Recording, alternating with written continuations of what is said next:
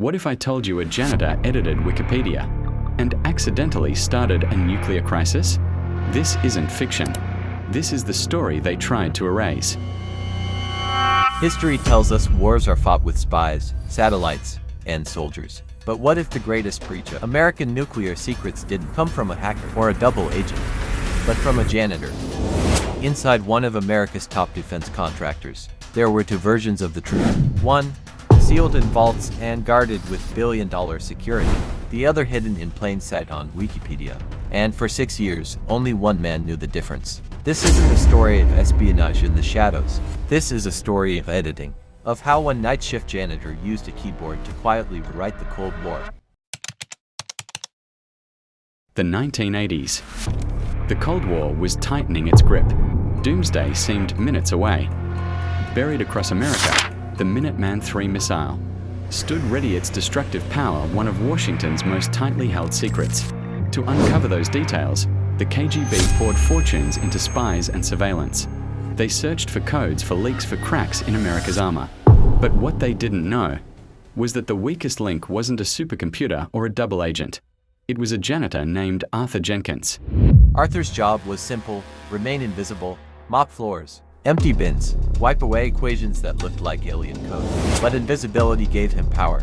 He saw things no one expected him to notice. Engineers left their computers unlocked. They leaned on Wikipedia as a reference point. That's when Arthur realized he didn't need to steal classified documents. He didn't need to smuggle film. He just needed to edit. Change a decimal here, adjust a range there. On Wikipedia, it looked like trivia. But to a Soviet analyst, those numbers were pure gold. For years, Arthur's edits blended into the noise of the internet, until a new CIA program designed to scan anomalies in public data flagged him. A user truthseeker_83 had made a subtle correction to an obscure Navy radar page. The change was minor. The source, Aerodyne Systems contractor for America's nuclear arsenal. The CIA prepared for a digital phantom, but surveillance revealed something stranger.